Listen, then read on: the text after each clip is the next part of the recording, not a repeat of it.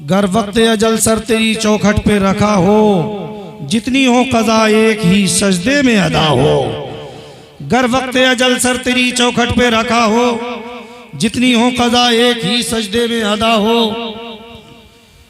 क्यों अपनी गली में वो रवादारे सदा हो, क्यों अपनी गली में वो रवादारे सदा हो।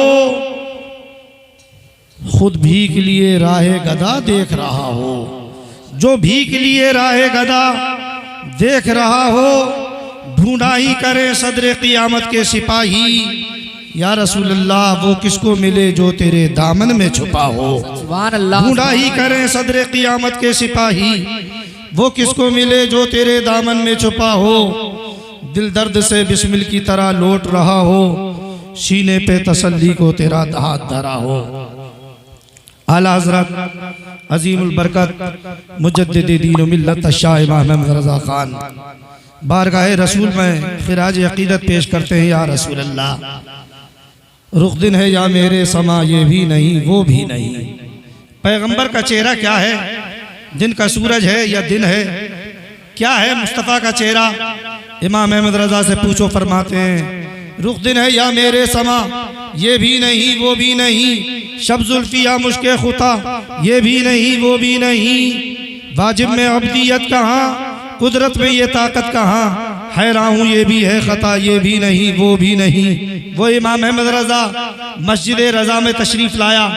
जुमे का दिन है, लोगों से खचाखच मस्जिद भरी हुई है। मिंबर पर पहुँचे, खुतबा देने के लिए खड़े होते हैं। अचानक एक आने वाला आवाज़ देता है, अहमद रज़ा, क्या मैं मस्जिद के अंदर आ सकता हूँ? मेरे इमाम ने फरमाया, आते क्यों नहीं, आओ मस्जिद के अंदर। जैसे ही मस्जिद के अंदर आया, खड़े होकर बोला, क्या मैं कुछ सवाल कर सकता हूँ? ऐ लोगों, जब जब कभी किसी मसले की बात आई है, जब किसी इस्लाम के किसी मसले की बात आई है, किसी दुनियादार ने नहीं, किसी ओहदेदार ने नहीं, वक्त के मंत्री ने नहीं, वक्त के किसी प्रधानमंत्री ने नहीं, अगर मसले का जवाब दिया है तो इसी चटाई पर बैठकर रोटी खाने के बाद, इसी चटाई पर बैठकर कुरान को पढ़ने के बाद अगर किसी ने जवाब दिया है तो उसी वारिस मुस्तफ़ा ने दिया है, जिसने चटाई पर बैठकर मुस्तफ़ा का इल्म अपने सीने में रखा है। आज मस्जिद रज़ा में सवाल कर रहा है करने वाला, अहमद रज़ा, मैं कोई सवाल कर सकता हूँ? इमाम अहमद रज़ा ने कहा, कहो क्या कहना चाहते हो। सवाल करने वाला खड़ा होता है, मजमा लगा हुआ है, भरी हुई मस्जिद है। कहने वाला कहता है, अहमद रज़ा, मैं एक सवाल करना चाहता हूँ। मेरे इमाम ने कहा, कहो क्या कहना चाहते हो, बोलो क्या बोलना चाहते हो, पूछो। कहने लगा, सुनो जरा, दिल के कानों से सुनो, अपने कानों को इधर लगाओ। इमाम अहमद रज़ा से आने वाला कहता है, बताओ तो सही, एक आदमी वो है जो चारपाई पर सो रहा है या जमीन पर सो रहा है, दूसरा आदमी वो है जाग रहा है मगर उसी सोने वाले के करीब बैठा है, तीसरा आदमी वो है जो रास्ता भूला हुआ है, रास्ता भटका हुआ है, अभी उसको रास्ता मालूम नहीं है मुझे किधर जाना है। आने वाला खड़े होकर पूछता है, अहमद रज़ा ये बताओ, जो रास्ता भूल चुका है, रास्ता भटका हुआ है, मालूम नहीं जाना किधर है, अब एक तो सो रहा है, एक सोने वाले के पास बैठा है, वो रास्ता पूछने वाला बताओ तो सही, रास्ता किससे मालूम करेगा? सोने वाले से मालूम करेगा? क्या सोने वाले को जगाएगा या उससे मालूम करेगा जो सोने वाले के पास बैठा है? अल्लाह अकबर। आप सोचते होंगे शायद सोने वाला क्या बता सकेगा, जागने वाले से पूछना चाहिए। आप सोचेंगे सोने वाला क्या बताएगा, जो देख रहा है, जो जाग रहा है। इसका जवाब तो यही होना चाहिए कि जागने वाले से पूछा जाए। मगर वाह इमाम अहमद रज़ा, निगाहे इमाम अहमद रज़ा ने देखा, आने वाला है कौन, कहना क्या चाहता है, पूछना क्या चाहता है। इमाम अहमद रज़ा से पूछने वाला कहता है, सवाल करने वाला कहता है, बताओ तो सही, रास्ता जो भटक चुका है वो किससे पूछे, जागने वाले से क्या सोने वाले से? इमाम अहमद रज़ा ने इरशाद फरमाया, आओ मेरे करीब आ जाओ। जैसे करीब बुलाया, उसके कानों पर अपने मुंह को लगाया, सवाल का जवाब दे दिया। आने वाला जो सवाल कर रहा था, भरे मजमे में बोल रहा था, मस्जिद में सवाल किया था, चुप धक्के से जवाब सुना और मस्जिद से निकल कर चला गया। वो तो चला गया है मगर लोग हैरान हैं, लोग ताज्जुब में पड़ गए। आने वाले ने भरे मजमे में सवाल किया था लेकिन इमाम अहमद रजा ने कान में जवाब दिया है और जवाब लेने वाला खामोशी से चला गया है। लोग खड़े होते हैं, इमाम अहमद रजा का दामन पकड़ा है, सवाल करते हैं, अहमद रजा आपने जवाब दे दिया, सवाल करने ने भरे मजमे में सवाल किया था, अगर जवाब उसको भरे मजमे में दिया जाता सबको मालूम हो जाता, मगर आपने तो कान में जवाब दिया है, खामोशी से जवाब दिया है। वो तो जवाब पाकर चला गया मगर हम ना समझ सके, हमें जवाब मालूम ना हुआ। इमाम अहमद रजा इरशाद फरमाते हैं, ऐ मेरे रसूल के गुलामों सुनो, वो आने वाला तुम्हें मालूम नहीं है कोई और नहीं था, वक्त का ईसाई था और वो मुसलमानों के इमाम को जलील करना चाहता था, मगर जिसको खुदा बचाए और जिसकी रसूल हिफाजत फरमाए सारे लोग मिलकर गिराना चाहे, जिसको खुदा उठाए उसे कोई गिरा नहीं सकता।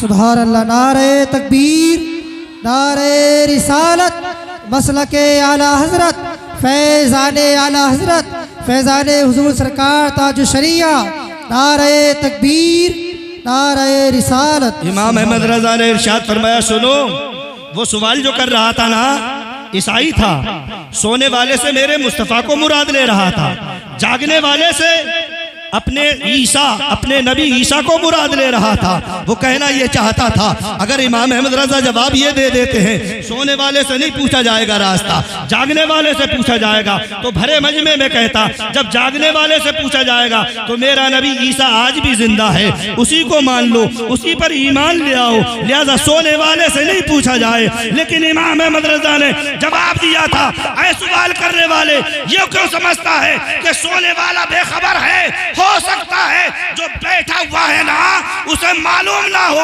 वो उसी का इंतजार कर रहा है जो सो रहा है, उसी के इंतजार में है, अदब की वजह से उठा नहीं पाता, पूछ नहीं पाता, इंतजार ये कर रहा है जब ये उठ जाएंगे तो अपना मसला पूछ लूंगा और सोने वाला बताएगा, जागने वाले को मालूम नहीं है। इमाम अहमद रजा ने जब ये जवाब दिया तो मालूम हो गया रसूलुल्लाह के वारिस वो हुआ करते हैं, जब मेरे पैगंबर ने ऐसे गुलाम छोड़े हैं तो उस आमिना के लाल का क्या आलम होगा। अल्लाह अकबर। यही तो वारिस मुस्तफ़ा है, यही तो नायबीन मुस्तफ़ा है, यही तो मदरसों में रहने के बाद मुस्तफ़ा का इल्म पढ़ने के बाद दुनिया वालों को इस्लाम का सच्चा रास्ता दिखा रहे हैं। आज से 1300 साल पहले की बात है जब इमाम आजम के बचपने के दौर में नारे रिसालत, मसलके आला हजरत शायर इस्लाम जनाब हसीबुर रहमान साहब नूरी, नारे तकबीर, नारे रिसालत। जब कोई बात आई है जवाब देने वाला अगर कोई उठा है तो मेरे मुस्तफ़ा का वारिस उठा है, नायब मुस्तफ़ा उठा है, नबी का गुलाम उठा है, इमाम आजम का बचपने का ज़माना है। एक मुल्हिद आ गया, दहरिया आ गया, सवाल करने लगा, ऐ मुसलमानों ये बताओ अगर मेरे 3 सवाल हैं तुम सवालों का जवाब दे दोगे ना तो मैं तुम्हारा दीन कबूल कर लूँगा, और अगर जवाब ना दे सके तो तुमको मेरे दीन में आना पड़ेगा, तुमको मेरा दीन मजहब कबूल करना पड़ेगा। सारे लोग खामोश हैं। उसने स्टेज पर खड़े होकर सवाल कर दिए हैं। पहला सवाल ये है, बताओ तो सही, तुम कहते हो हमारा खुदा एक है, तो एक के पहले क्या है? दूसरा सवाल किया है, बताओ तो सही इस वक्त तुम्हारा खुदा किस तरफ देख रहा है, किस तरफ उसका मुंह है, वो किधर देख रहा है? तीसरा सवाल उसने किया है, इस वक्त तुम्हारा खुदा क्या कर रहा है? पहला सवाल ये है कि तुम कहते हो हमारा खुदा एक है, तो जवाब ये दो कि एक से पहले क्या है। दूसरा सवाल ये है कि तुम्हारा खुदा इस वक्त उसका मुंह किधर है, वो किधर देख रहा है। तीसरा सवाल ये है कि तुम्हारा खुदा क्या कर रहा है। सारे लोग खामोश हैं, उसमें बड़े भी हैं, छोटे भी हैं, बूढ़े भी हैं, जवान भी हैं, सब खामोश हैं। लेकिन जब किसी से कोई जवाब ना बन सका और वो बार बार कह रहा है सवाल का जवाब दो वरना मेरे मजहब में दाखिल हो जाओ, मेरी बात को मानना पड़ेगा, और जवाब दोगे मैं तुम्हारा मजहब कबूल कर लूंगा। सारे लोग खामोश हैं, लाजवाब हैं। मगर एक बच्चा आ रहा है, मदरसे से निकल कर आ रहा है, मदरसे से पढ़ कर आ रहा है, जो चटाई टूटी हुई चटाई पर बैठकर पढ़ता था।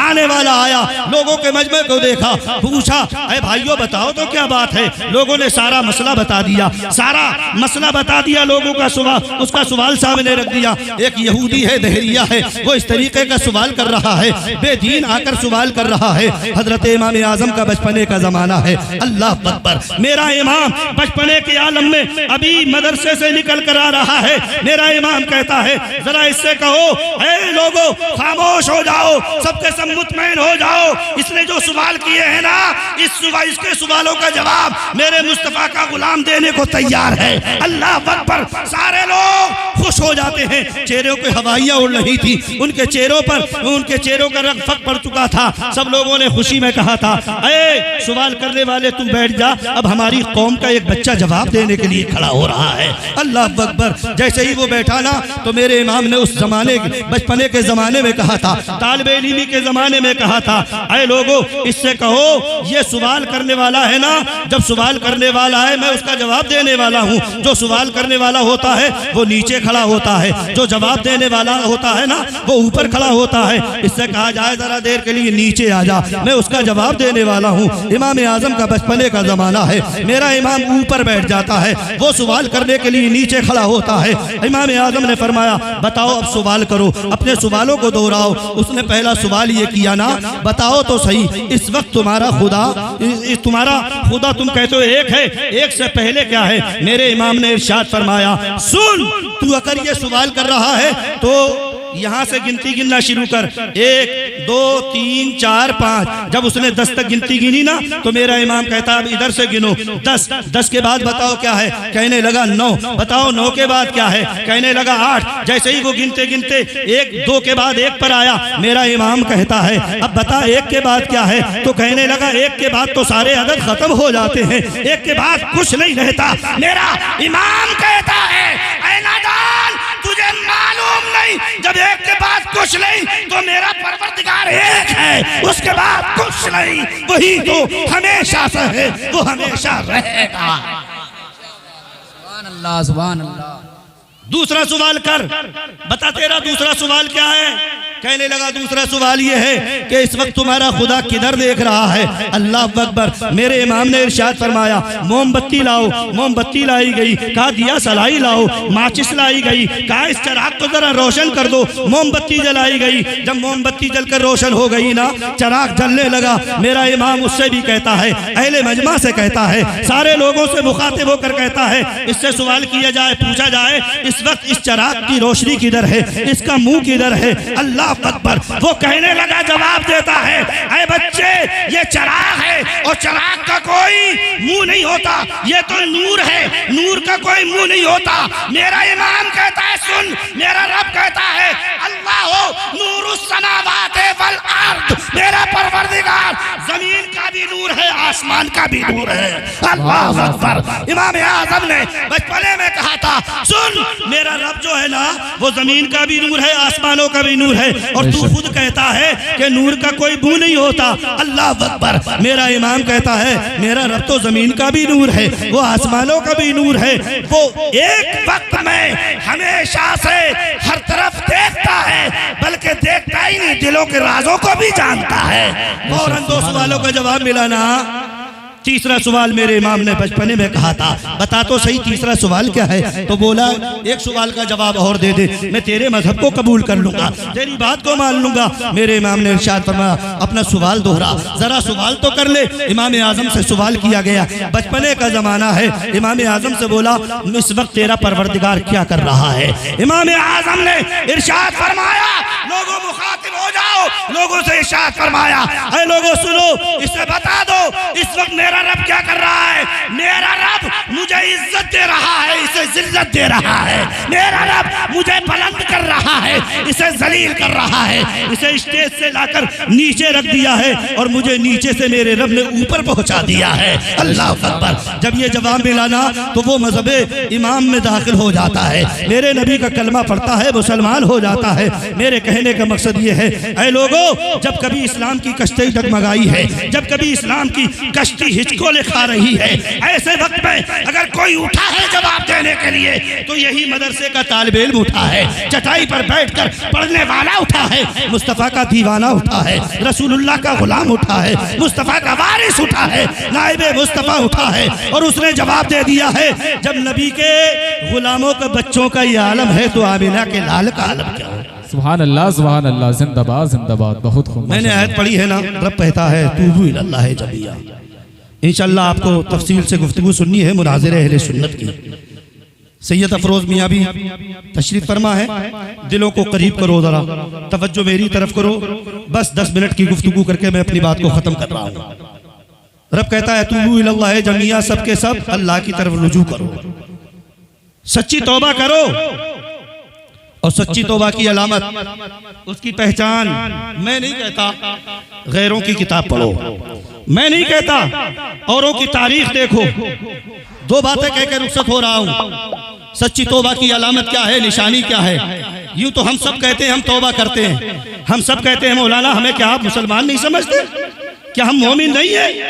मैं कहता हूँ मुझसे मत कहो, सही मानों में मोमिन वो है जिसको खुदा मुसलमान कहता हो, उसका रसूल मुसलमान कहता हो। बेशक सुभान अल्लाह। हम 1000 कहते रहे, हमारे कहने से हम अच्छे और सच्चे नहीं हो सकते।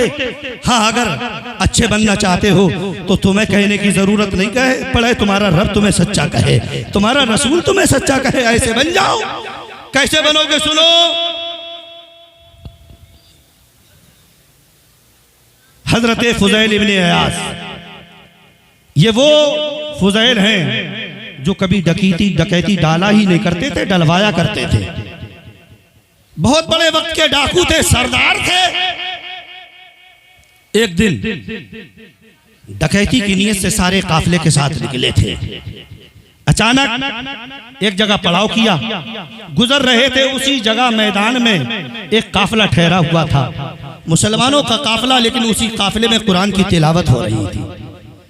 एक तिलावत करने वाला करते करते जब इस आयत मुकद्दसा पे पहुंचा, अलम याने लिल्लज़ीना आमनू अन तख़शा क़ुलूबुहुम लिज़िक्रिल्लाह, क्या मुसलमानों के लिए अभी वो वक्त नहीं आया कि उनके दिल रब के जिक्र के लिए झुक जाएं, उनके दिल लरज उठे, लर्जा तारी हो, खौफ तारी हो रब का। जैसे ही ये कानों में आवाज आई फुज़ैल इब्न अयास के, क्या मुसलमानों के लिए अभी वो वक्त नहीं आया कि उनके दिल रब की तरफ झुके, रब के जिक्र में लग जाएं, उनके दिल लर्जें? फुज़ैल सरदार हैं डाकुओं के, कानों में आवाज आई कुरान की, फौरन दिल कांपने लगा, बदन पर लर्जा तारी हो गया, फौरन आंखों से आंसुओं का सैलाब। अपने मातहत डाकुओं को बुलाया, काफिले वालों को बुलाया, कहने लगे अब तक मैं डकैत था ना, रहज़न था, जो कुछ था, मगर अब मैंने सच्चे दिल से अपने रब की बारगाह में तौबा कर ली है। आप अपने रास्ते को इख्तियार करो, जहां जाना चाहते हो जाओ। सच्ची तौबा की थी, उसकी अलामत जाहिर होने लगी। सारे डाकू बोले हुजूर आप जब डकैती में हमारे सरदार थे ना, तो अब तौबा करने में भी आप सरदार ही रहेंगे, आगे तौबा आप कर रहे हैं, पीछे पीछे हम भी कर रहे हैं। फुज़ैल ने कहा जब तुमने तौबा कर ली है तो सुनो, हमने बहुत सारे लोगों का दिल दुखाया है, माल लूटा है, उनके मालो असबाब को लूटा है, चलो जहां तक हो सके उनसे माफी मांग लें, उनसे उनका हक हम माफ करा लें। याद आया फुज़ैल इब्न अयास को के करीब में एक बस्ती है, यहूदी का मकान है, उसके हमने काफिले को लूटा था, बहुत सारा सामान लूटा था, चलो उसके घर चलते हैं। आज फुज़ैल उस यहूदी के घर चला, और फुज़ैल जब उसका माल लूट चुका था ना, तो उस यहूदी ने एक कसम खा ली थी, जब भी मौका मिला हम फुज़ैल से अपने जरूर माल का बदला ले लेंगे। जैसे ही फुज़ैल अपने डाकुओं के साथ उसकी बस्ती में पहुंचे ना, यहूदी की निगाह पड़ी, पहले तो कांपने लगा, डरने लगा। आज और दिन तो फुज़ैल रात की तारीकी में आता था, आज दिन के उजाले में आ रहा है, मालूम नहीं क्या होगा। मगर जब करीब पहुंचे फुज़ैल तो आंखों में आंसू थे, दिल लरज रहा था, हाथ पांव पे कपकपी तारी थी। यहूदी ने कहा फुज़ैल कैसे आए? फुज़ैल रोने लगे, कहने लगे सिर्फ आप तक आए हैं, आपके पास आए हैं। कहा क्यों? कहा हमने आपका माल लूटा था, आपका काफिला लूटा था, आपसे गलती की माफी मांगने आए हैं, बताओ हमें माफ कर दोगे? तो फुज़ैल से उस यहूदी ने कहा था हमने तो कसम खाई है कि तुमसे बदला लेंगे, मगर जब तुम माफी मांग रहे हो ना, तो एक शर्त है माफ करने की, तुमने हमारी सोने की ईंटें लूटी थी ना, जो सोने की ईंटें लूट कर ले गए थे हमारी, अगर ईंटों को वापस कर दोगे तो हम तुम्हारी गलती माफ कर देंगे, सब माफ कर देंगे। फुजैल ने कहा भाई वो ईंटें तो गायब हो चुकी, खत्म हो चुकी, खर्च हो गई, अब ईंटें नहीं है। कान खोल कर सुनो, दिल पर नक्श करो। यहूदी कहता है फुजैल ठीक है, तुम्हारी सोने की ईंटें गायब हो गई, खत्म हो गई, मगर तुम जंगल चले जाओ, मिट्टी की ईंटें बनाकर ले आओ, हम सोने की समझकर मिट्टी की ईंटें तुम्हारी कबूल कर लेंगे। फुजैल ने सोचा यार बड़ी आसान बात है। गए अपने डाकुओं के सरदारों के साथ, मिट्टी को खोदा, पानी से गूंदा, ईंटें बनाई, सुखाई, इंतजार करते रहे। जब सूख गई तो बोरी में भरी। फुजैल अपनी पीठ पर लाद कर लाए। जैसे ही लाद कर लाने के बाद यहूदी के सामने रखी, यहूदी ने अपने हाथों में उन ईंटों को लिया ना और मुंह खोला। कसम है रब्बे कदीर की इज्जत व जलाल की, वो मिट्टी की नहीं थी, सोना बन गई थी। सुभान अल्लाह, सुभान अल्लाह। सारी ईंटें सोना। फुजैल इब्ने अयाज रब की बारगाह में झुके, मौला मैंने कल तौबा की है, ए रब्बे कदीर तूने मेरी तौबा को इस कदर कबूल कर लिया। ऐ परवरदिगार माजरा क्या है, मैंने मिट्टी को खोदा था, मैंने गूंदा, अपने हाथों से बनाया, एक लम्हे के लिए ये ईंटें मेरी नजर से गायब नहीं हुई, मैंने बोरी में भरी, मैं लेकर आया। हजरत फुजैल रो रहे हैं, गैब से आवाज आती है, ऐ फुजैल तूने हमारे लिए सच्ची तौबा की है, हमने तेरी मोहब्बत को लोगों के दिलों में डाल दिया है। सुभान अल्लाह, सुभान यहूदी बोला फुजैल मुझे सोने की ईंटों की जरूरत नहीं थी, मैंने अपने नबी ईसा की किताब पढ़ी है, मैंने तौरात में पढ़ा आखिरी नबी होगा, उसके उम्मती होंगे, अगर उम्मती गुनाहगार होंगे ना, सच्ची तौबा अगर कर लेंगे तो उसकी अलामत ये होगी, सच्ची तौबा करने वाला अगर मिट्टी को हाथ लगाएगा तो सोना बन जाएगा। अल्लाह अकबर। यहूदी कहता है मैं सिर्फ इम्तिहान लेना चाहता था, मैं देखना चाहता था। यहूदी बोला फुजैल मैं समझ गया, तेरा कुरान सच्चा है, अल्लाह की किताब सच्ची है, तेरा रब सच्चा, तेरा रसूल सच्चा, मेरा नबी सच्चा। फुजैल अपना हाथ बढ़ा, मुझे कलमा पढ़ाकर अपने नबी का गुलाम बना। फुजैल के हाथों पर यहूदी ने कलमा पढ़ा, दाखिले इस्लाम हो गया, ऐलान करने लगा जब गुलामे रसूल इतना अच्छा है तो मदीने का ताजदार कैसा हो। सुभान अल्लाह। नारे तकबीर, नारे रिसालत, फैजाने सरकारे मदीना, जश्ने दस्तार बंदी, जिंदाबाद जिंदाबाद। सुभान अल्लाह। दूसरी बात 2-3 मिनट की कहकर बस अपनी तकरीर को खत्म कर रहा हूं। सीनों पर हाथ रखो अपने, रात दिन गुनाह करने वाले, सीना निकाल कर चलने वाले, तकब्बुर में इतराने वाले, याद रखना आज जितने मजालिम, जितनी मुसीबतें, जितने हालात अबतर से अबतर हमारे ऊपर आ रहे हैं, ये किसी और की देन नहीं है, ये हमारे अमाल का नतीजा है, ये हमारे करतूतों का नतीजा है। वरना तुम ही तो थे, जिधर को निकलते थे तुम नहीं, अगियार कहते थे, आने वाला ऐसा लगता है कि मुस्तफा का गुलाम आ रहा है। सुभान अल्लाह। देखने के बाद कलमा पढ़ पढ़ कर लोग इस्लाम में दाखिल होते थे, कहते थे जब गुलामे रसूल इतना अच्छा है तो आमिना का लाल कितना अच्छा होगा। सुभान अल्लाह, सुभान अल्लाह। हजरत मूसा का जमाना है, हजरत मूसा का जमाना, अल्लाह का पैगंबर है मूसा कलीमुल्लाह, कहत पड़ गया, बारिश रोक दी गई, खेतियां सूखी, जानवर भी लगने लगे, इंसान परेशान हो गए। लोगों ने आकर हजरत मूसा कलीमुल्लाह की बारगाह में कहा हुजूर रब की बारगाह में दुआ करें, रब कदीर आसमान से बारिश अता फरमाए।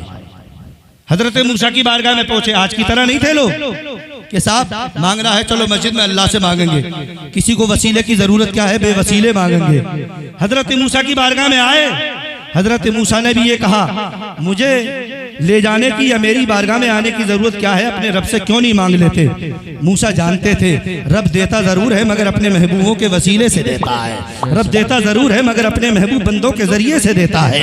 हजरत मूसा ने इरशाद फरमाया चलो चलो सब के सब जंगल में चलते हैं, मैदान में चलते हैं। मूसा जा रहे हैं, मूसा के उम्मती जा रहे हैं, सारे के सारे लोग पहुंचे, वहां जाकर नमाज इस्तिस्का अदा की गई, नमाज पढ़ी गई, रब की बारगाह में हाथ उठा दिए, ए मौला आसमान से बारिश नाजिल फरमा फरमा दे। ए परवरदिगार इन गरीबों का वास्ता, ऐ रब्बे कदीर इन बेजुबानों का वास्ता, ऐ परवरदिगार इन हरियाली, इन सूखे हुए दरख्तों का, इन सूखे हुए सब्जों का वास्ता, ऐ परवरदिगार तू आसमान से बारिश रहमत नाजिल फरमा, मगर कोई बारिश होने का नाम नहीं है। आसमान से कोई बूंद नहीं उतर रही है। जब ज्यादा बारिश मांगी गई ना, आवाज आई, ऐ मेरे कलीम, ऐ मेरे कलीम, अगर तुम्हारी आंखों से इतने आंसू नहीं निकले, इतने आंसू निकले ना, आंसुओं के जरिए से ये आंखों के गुल्ले बाहर आ जाएं, बारिश नहीं होगी, इसलिए कि इस मजमे में एक बहुत बड़ा गुनहगार मौजूद है। अल्लाह अकबर। तुम्हारे मजमे में एक बहुत बड़ा गुनाहगार मौजूद है। जब तक वो अपने गुनाहों से तौबा नहीं करेगा ना, बारिश नहीं होगी। सारे लोगों के दिल परेशान हैं, उसके जुल्म से मजलूम परेशान है। हजरत मूसा ने रब की बारगाह में कहा, मौला बता तो सही वो गुनाहगार कौन है, बता तो सही वो गुनाहगार सियाकार है कौन। वही आई, ऐ मेरे पैगंबर, हम अपने बंदे को इस भरे मजमे में रुसवा करना नहीं चाहते। अल्लाह अकबर। कैसा है तुम्हारा रहमान और रहीम, कितना बड़ा मेहरबान, इतना गुनाहगार उसका बंदा जिसकी वजह से बारिश रोक दी गई, मगर फिर भी परवरदिगार उस अपने बंदे को रुसवा नहीं करना चाहता है, जलील नहीं करना चाहता। हजरत मूसा से रब ने कहा, मेरे पैगंबर, क्या हम उसका नाम बताकर, उसकी तरफ इशारा करके अपने बंदे को भरे मजमे में रुसवा कर दे। हजरत मूसा ने कहा, ऐ मेरे मौला, फिर क्या तरीका होगा। आवाज आई, ऐ मेरे पैगंबर, ऐलान क्यों नहीं कर देते, ऐसे ऐलान करो कि जो सबसे बड़ा गुनाहगार है इस मजमे में, वो अपने रब की बारगाह में खड़े होकर तौबा मांग ले, तौबा कर ले, मेरा रब माफ कर देगा। अब वो जो गुनाहगार था ना, वो बार बार सर को उठाकर देखता है इस मजमे में कोई खड़ा होता है कि नहीं होता। जब कोई खड़ा ना हुआ ना, जब कोई खड़ा नहीं हुआ, वो समझ गया मुझसे बड़ा कोई गुनाहगार नहीं है, मैं ही इतना बड़ा सियाकार हूं। तो वो खड़ा नहीं हुआ, चादर सर पे डाली, अपने को चादर में ढका, ढकने के बाद रब की बारगाह में रोया, सिद्के दिल से, सच्चे दिल से तौबा की, और यूं कहता है, मौला तेरे महबूब का, तेरे नबी का वास्ता, परवरदिगार आज इस मजमे में मुझे रुसवाई से बचा ले, रब्बे कदीर आज के बाद गुनाह नहीं करूंगा। ए मौला मेरी तौबा को कबूल कर ले, परवरदिगार मैं तेरी बारगाह में सिद्क दिल से तौबा कर रहा हूँ, मौला मेरे गुनाहों को माफ कर दे, रब्बे कदीर मेरी तौबा को कबूल कर ले। उस बंदे ने चादर से अपने आप को ढांक लिया था, चुपके तौबा कर रहा था। अल्लाह को उसकी ये अदा पसंद आ गई, रब्बे कदीर की बारगाह में गिड़गिड़ाया, मेरे मौला ने उसकी तौबा को कबूल कर लिया। थोड़ी देर के बाद हजरत मूसा दुआ कर रहे हैं ना, आसमान पर बादल आने लगे, चारों तरफ से बादल उमड़ आए। थोड़ी देर गुजरी, अभी मूसा के हाथ नीचे नहीं आने पाए थे कि आसमान से जलथल मूसलाधार बारिश शुरू हो गई। बारिश शुरू हुई, हजरत मूसा ने रब की बारगाह में हाथ उठाए, ऐ मेरे मौला इतना तो बता दे, न मजमे से कोई निकला है, न कोई खड़ा हुआ है, न किसी ने तौबा की है। ऐ परवरदिगार ये बारिश क्यों हो रही है, बारिश कैसे होने लगी। वही मजमा है, वही लोग हैं, वही तेरे बंदे हैं, वही हालात हैं, रब्बे कदीर ये बारिश क्यों हुई। आवाज आई, ऐ मेरे पैगंबर जिसकी वजह से बारिश रोकी गई थी ना, उसी के सदके में हमने बारिश को उतारा है। ऐ मेरे मूसा, ऐ मेरे पैगंबर जिसके सदके में, जिसकी वजह से बारिश रोकी गई, जिसकी गुनाहों की नहूसत की बिना पर बारिश को रोका गया, आज उसी की तौबा की बरकत से हमने बारिश उतार दी है। अल्लाह अकबर। हजरत मूसा की तरफ वही कर दी गई, मूसा को बता दिया गया, ऐ मेरे पैगंबर तेरे उस उम्मती ने सिद्के दिल से तौबा को कर लिया है, सिद्के दिल से रब की बारगाह में रोया है, गिड़गिड़ाया है, हमने उसकी तौबा को कबूल किया है। पता ये चला गुनाहगार सही, सियाकार सही, तौबा तो करके देखो रब की बारगाह में, सिद्के दिल से झुक तो जाओ। वो परवरदिगार इतनी मेहरबानी करता है, हजार हम माँ बाप मिलकर इतनी मेहरबानियां नहीं कर सकते जितना कि तुम्हारा परवरदिगार तुम पर मेहरबान है। जितना रहम वो फरमाता है कोई रहम नहीं कर सकता। वो रहीम भी है, करीम भी है, रहमान है, तव्वाब है, गफूर है। रब की बारगाह में सिद्के दिल से तौबा करो, झुक जाओ। परवरदिगार तुम्हारे गुनाहों को माफ कर देगा। सच्ची तौबा को देखना ये है, तुम उठाओगे मिट्टी को पकड़ोगे, रब सोना बना देगा, तुम्हारी बातों को सुनेगा। रब की बारगाह में दुआ है, मौला मैंने जो कुछ कहा अगर इस मुख्तसर से वक्त में कहने में कोई गलती हो गई है, रब कदीर अपनी हबीब के सदक़े में